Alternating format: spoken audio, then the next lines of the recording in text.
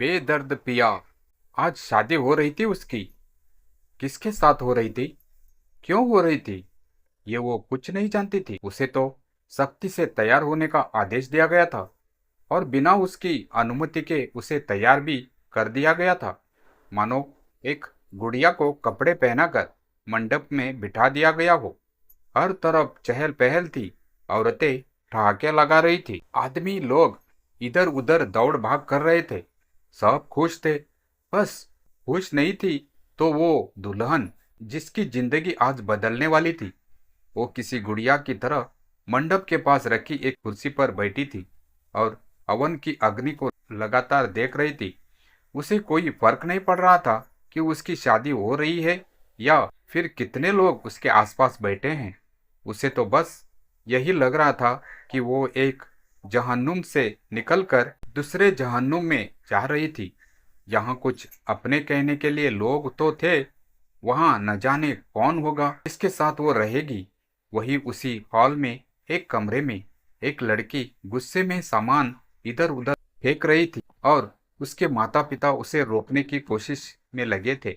लेकिन लड़की अपने आपे से बाहर थी। गुस्से में बोल ही रही थी कि आपने उसकी शादी कैसे फिक्स कर दी?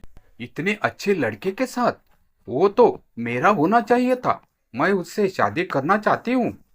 मैं उसकी प्रॉपर्टी पर अपना हक जताना चाहती हूँ। वो नहीं, नहीं। लड़के के पापा ने उसे पकड़कर बेड पर बिठा दिया। फिर बोला, मेरी जान, मैं कुछ भी सोचे बिना नहीं करता हूँ। जिस लड़के से उसकी शादी हो रही है वो इंसान नहीं, हैवान है। जितनी जिल्लत उस लड़की को यहाँ मिली है वहाँ उससे भी ज्यादा मिलने वाली है। मैंने ऐसा इंतजाम किया है कि ये कभी खुश नहीं रह सकती है। और तू कह रही है कि तू उस जल्लाद से शादी करना चाहती है। तूने उसे सोशल मीडिया पर देखा है, लेकिन मैंने उसे अपनी आंखों से देखा है। जानवरों जैसे सलूक करता है ये लोगों के साथ। वो आदमी आगे कुछ बोलता उससे पहले ही बाहर से आवाज सुनाई दी, चलो चलो, लगता है बारात आ गई। तो देखें खुशी का दूल्हा कैसा दिखता है। आदमी ने लड़की को छोड़ दिया और बोला, तो अब मुस्कुराकर अपनी प्यारी सी बहन को विदा करो ताकि सबको लगे कि हमने अपना फर्ज ठीक से निभाया है। लड़की ने अपनी माँ की ओर देखा तो उसकी माँ ने भी कुटिलता से हंसते हुए हामी भरी और तीनों बाहर आ गए।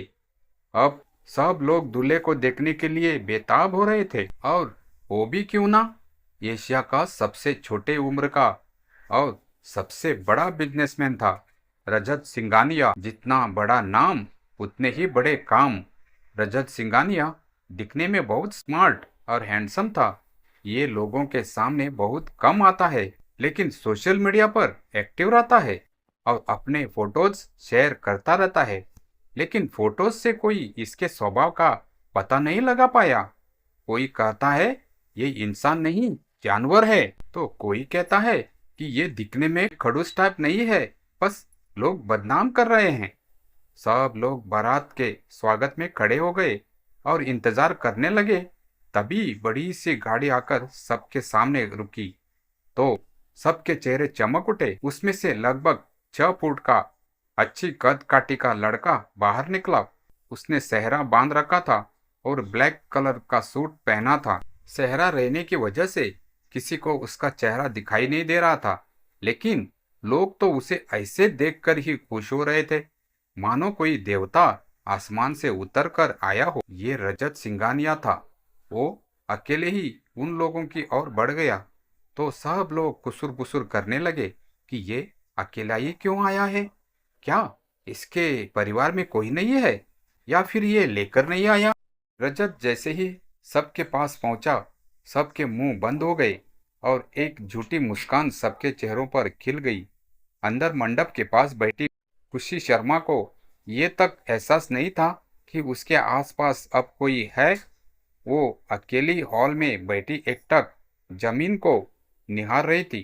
तभी पास मंत्र पढ़ रहे पंडित ने कहा, बिटिया, तुम काफी देर से यहाँ बैठी हो, बोरियत महसूस नहीं हो रही है? पंडित जी के अचानक बोलने से खुशी थोड़ी डर गई और बिना कुछ बोले सीधी होकर बैठ गई। पंडित जी ने फिर से मंत्र बोलने शुरू कर दिए। बाहर खुशी की चाची रजत की आरती कर रही थी और शादी की सभी रस्में कर रही थी। तभी एक औरत ने रजत को देखते हुए कहा, बेटा, आप अकेले आए हो? आपके परिवार वाले नहीं आए? रजत ने अपना सेहरा को एक और करके कहा, आपकी बेटी ही तो अकेली जाएगी और शादी मुझे करनी है, परिवार वालों को नहीं, इसलिए ज्यादा दिमाग मत लगाइए। रजत के खूबसूरत से चेहरे को देखकर सभी लड़कियां खुशी से जलने लगी, लेकिन वो कर भी क्या सकती थी। वही खुशी की चचेरी बहन ने अपनी मुट्ठी कस ली, लेकिन वो कुछ बोली नहीं। रजत को अंदर लाया गया। रजत ने एक नजर खुशी को देखा, फिर मंडप में आकर शांति से बैठ गया। कुछ देर बाद खुशी को भी मंडप में बैठा दिया गया और दोनों के फेरे हुए और अब आप दोनों पति पत्नी है, पंडित जी ने फिल्मी डायलॉग बोलते हुए कहा। तो सब हंस पड़े, लेकिन ना तो रजत के चेहरे पर हंसी आई और ना खुशी के चेहरे पर। खुशी 5 फुट 6 इंच की एक पतली सी और गोरी सी लड़की शादी के लाल जोड़े में बहुत खूबसूरत लग रही थी, लेकिन उसके चेहरे पर ना कोई खुशी थी ना कोई गम, मानो वो इस दुनिया में है ही नहीं। उसे एक गुड़िया की तरह एक जगह से उठाकर दूसरी जगह बैठा दिया जाता और वो भी जैसे अपने आप में हो ही ना। खैर, शादी हुई और रजत खुशी को लेकर अपने घर की ओर रवाना हुआ। गाड़ी में रजत के ड्राइवर ने रजत और खुशी दोनों को खामोश देखकर कहा, वैसे सर, आपने वो वाला चुटकुला फेल कर दिया जिसमें कहते हैं कि लड़का बारात लेकर जाता है और वो शेरनी अकेली आती है। आज आपने दिखा दिया कि आप शेर है जो अकेली शेरनी को लेकर आए हैं। रजत ने ड्राइवर को घूर कर देखा, फिर बोला, ये बकवास जोक मारने से अच्छा गाड़ी चलाने पर ध्यान दो। रजत ने एक नजर खुशी को देखा, जो बाहर देखकर बिना किसी भाव के आराम से बैठी थी। अब रजत ने अपने लैपटॉप को उठाया और उसमें कुछ काम करने लगा। खुशी को ना रजत से कोई फर्क पड़ रहा था ना किसी ड्राइवर के जोक से। वो तो बस अपनी किस्मत पर अंदर ही अंदर रो रही थी, क्योंकि बाहरी आंसू तो उसके कब के खत्म हो चुके थे। 10 साल से वो अपनी बाहरी आंसुओं को बहाती रही है, लेकिन अब वो रोती नहीं है।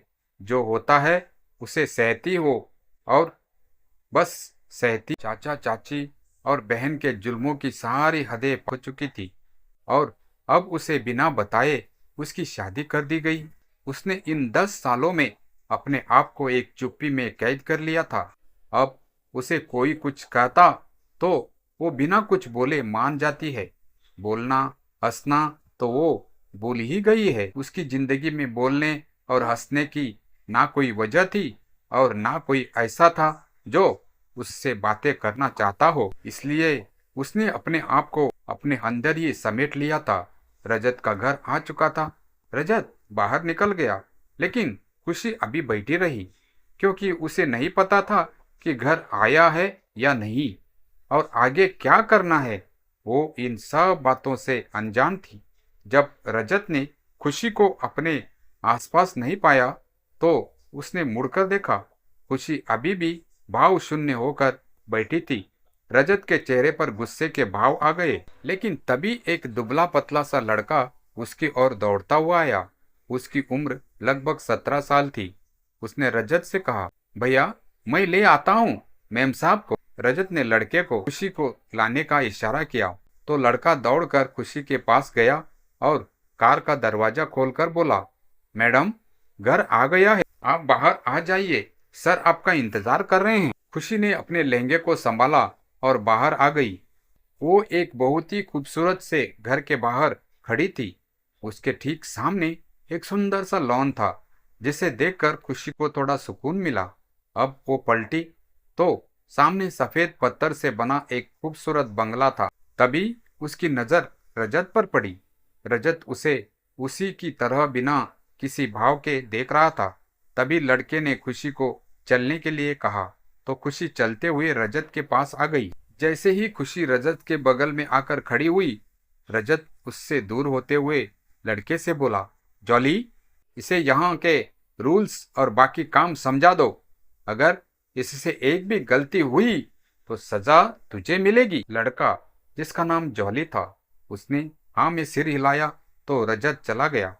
वही खुशी रजत को हैरानी से जाते हुए देखने लगी। जॉली ने खुशी को देखकर कहा, आप बहुत खूबसूरत है मैम। खुशी ने खाली नजरों से जॉली को देखा और अंदर से उसे एहसास हुआ कि पहली बार किसी ने उसकी तारीफ की, उसको इज्जत दी। जब जॉली ने खुशी को चेहरे पर कोई एक्सप्रेशन नहीं देखे तो वो उदास होकर बोला, आप भी बिल्कुल सर की तरह ही है, लेकिन आपको यहाँ नहीं आना चाहिए था। ये जगह आपके लिए नहीं है। खुशी ने बिना कुछ कहे चलना शुरू कर दिया तो जॉली भी उसके साथ चलते हुए बोला, आप इस घर में पहली औरत है। इससे पहले यहाँ कोई औरत नहीं आई और ना ही यहाँ कोई औरत है, इसीलिए आपको और सावधानी से रहना होगा। जॉली अब खुशी के आगे आगे चलने लगा और फिर बोला, यहाँ सब लोग बहुत कम बातें करते हैं, सब अपने काम से काम रखते हैं। वैसे तो रजत साहब ही है यहाँ। और अब आप और एक कमरे में एक वृद्ध आदमी जो कभी बाहर नहीं आते हैं। खुशी दरवाजे के पास गई और झांका। अंदर कोई बैठा था। सांस लेने में तकलीफ हो रही थी। वो अंदर जाने लगी तो पीछे से रजत की आवाज आई, उस दरवाजे के पास जाना मना है। खुशी ठिठक गई। वो कौन है? उसने पहली बार कुछ पूछा। रजत ने कुछ नहीं कहा, बस दरवाजा बंद कर दिया और बिना कुछ कहे चला गया। अगली सुबह जॉली चुपचाप चाय लेकर आया और बोला, मैम, जो आपने कल रात देखा वो मैं भी जानता हूँ, लेकिन मैं कुछ नहीं कह सकता। अगर मैं कुछ बोलूं तो मेरी नौकरी। खुशी ने कहा, तुम बस इतना बता दो, क्या वो आदमी रजत का कोई अपना है? जॉली बोला, जी बहुत अपना था, लेकिन अब बस एक बोझ है उनके लिए। वो धीरे से चला गया। उसी शाम रजत अपने स्टडी रूम में बैठा था। हाथ में एक पुरानी तस्वीर थी। उसमें वही बूढ़ा व्यक्ति और एक महिला थी। तस्वीर के कोने में लिखा था, माँ और पापा, मेरी दुनिया। रजत की आंखों में नमी थी। तुम्हारी वजह से मेरी माँ चली गई पापा, और अब तुम्हें यहाँ कैद देखता हूँ तो कभी कभी खुद को भी कसूरवार पाता हूँ, लेकिन माफ नहीं कर सकता। उस रात खाने की टेबल पर पहली बार खुशी ने रजत से सीधा पूछा, तुम्हारे घर में कोई और क्यों नहीं है? रजत ने नजरें उठाई और मुस्कुराया, तुम्हें जानने की इतनी जल्दी क्यों है? खुशी ने बहुत ही सीधे स्वर में कहा, क्योंकि मैं अब इस घर की औरत हूँ और शायद इस घर की इकलौती आवाज भी। रजत पहली बार कुछ देर चुप रहा और फिर कहा, ठीक है, कल मैं तुम्हें अपनी दुनिया दिखाऊंगा और तब तय करना कि तुम रहना चाहती हो या लौट जाना चाहती हो। यह रहा आपकी भावनात्मक, मनोवैज्ञानिक और रहस्यमय कहानी, खुशी और रजत का अंतिम और निर्णायक पड़ाव, जहां सभी अनुत्तरित प्रश्नों के जवाब सामने आते हैं और पात्रों के रिश्तों को एक नया मोड़ मिलता है। सच की रोशनी और आत्मस्वीकृति की गहराई के साथ अगले दिन सुबह रजत खुद आया, पहली बार बिना आदेश के, बिना सख्त लहजे के। चलिए, जैसा वादा किया था, तुम्हें मेरी दुनिया दिखानी है। खुशी ने उसे चुपचाप देखा और उसके साथ चल दी। गाड़ी बहुत दूर एक पुराने बंगले के पास रुकी। यह रजत का बचपन का घर था, एक टूटा फूटा पर कभी प्यारा सा घर। अंदर दीवारों पर पुरानी तस्वीरें थी, जिनमें एक मुस्कुराता बच्चा अपनी माँ के गले लग रहा था। रजत ने कहा, यह मेरी माँ थी, अनामिका, और वो आदमी जिसे तुमने कमरे में देखा वो मेरे पिता है। खुशी ने चौंक कर देखा। वो कभी बहुत ताकतवर आदमी थे, लेकिन वो मेरी माँ को पीटते थे। उन्हें कभी सम्मान नहीं दिया। उन्होंने मेरी माँ को एक वस्तु समझा, ठीक वैसे ही जैसे इस समाज में औरतों को समझा जाता है। एक दिन मेरी माँ ने आत्महत्या कर ली। मैं केवल 14 साल का था। रजत का स्वर अब कांपने लगा था। उस दिन से मैं टूट गया और मैंने कसम खाई कि मैं कभी किसी रिश्ते पर भरोसा नहीं करूंगा और किसी औरत को इस घर में नहीं आने दूंगा। लेकिन व्यापार की शर्तों, राजनीतिक दबावों और बदले की कहानी में तुम्हारी शादी मेरे हाथ में दे दी गई। मैं नहीं चाहता था, लेकिन मैं रोक भी नहीं सका। तुम्हारा दर्द देखा और शायद तुम ही मुझे मेरी नफरत से बाहर निकाल सको। खुशी की आंखों में नमी थी। तुम्हें ये सब बताने की क्या जरूरत थी? उसने पूछा। रजत ने कहा, क्योंकि पहली बार मुझे किसी की चुप्पी शोर जैसी लगती है।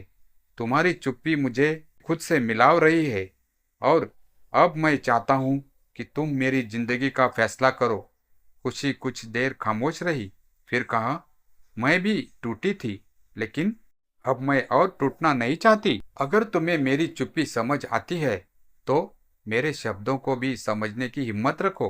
मैं रहूंगी, लेकिन एक नाम मात्र की पत्नी बनकर नहीं। मैं उस अनामिका की जगह नहीं ले सकती, लेकिन मैं तुम्हें इंसान बनने में मदद कर सकती हूँ, अगर तुम चाहो। रजत ने उसकी आंखों में देखा। पहली बार उसमें न कठोरता थी, न घमंड, सिर्फ एक इंसानी पश्चाताप। रजत ने अपने पिता को एक अच्छे अस्पताल में इलाज के लिए भेजा। घर में बदलाव की हवा चलने लगी। रजत ने अपने सारे नौकरों को इंसान की तरह ट्रीट करना शुरू किया। खुशी अब घर की चुप्पी सी रानी नहीं रही। वह जॉली के साथ मिलकर घर के कोनों में रंग भरने लगी। उसने रजत को भी कभी कभी हंसते देखा।